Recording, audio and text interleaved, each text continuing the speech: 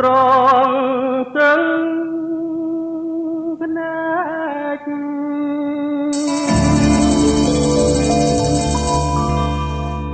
ហេតុម្ដេចបានជា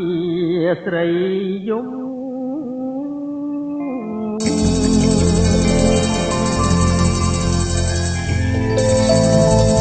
អូនយំរឿងអ្វី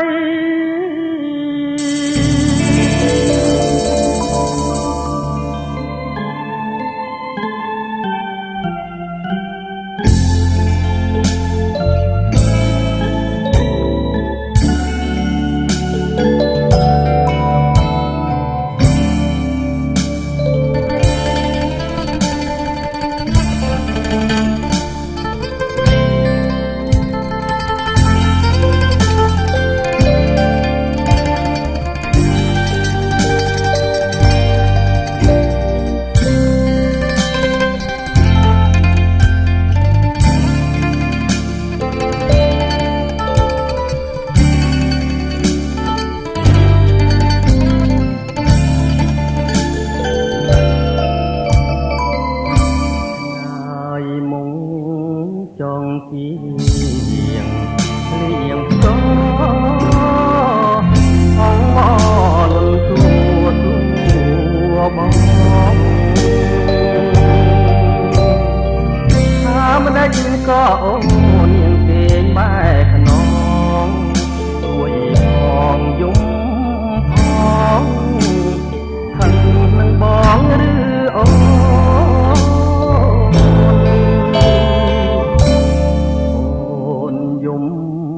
រឿងអ្វី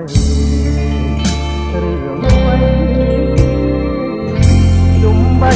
រាត្រីយំមិនបាត់ឡើយម៉ែងងដាក់បងមិនព្រមឆ្លងឆ្លើយគឺមានគូហើយមករៀបការនឹង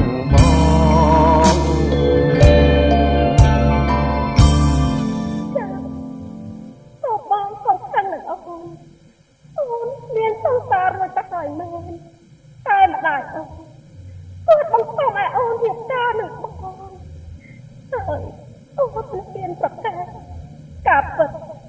ព្រៀងសេរីអូនបានបោះទីជូនបងប៉ាអូនរួចទៅមិនអ្វីទេអូនណាហើយកុំយំបងមិនបងខំចិត្តអូនឡើយមកស៊ូលះបងរូបអូនវិញហើយអូនហើយជួមសងតាអូនចងបើបងជូតទឹកភ្នែកជូនស្រីបងគ្មាននិស្ស័យជាប្តីអូនទេតែចិត្តមានជ្រុលស្នេហ៍បងនៅតែស្នេហ៍បងមិនភ្លេចទេតែសូមជួបជាតិក្រោយអើយ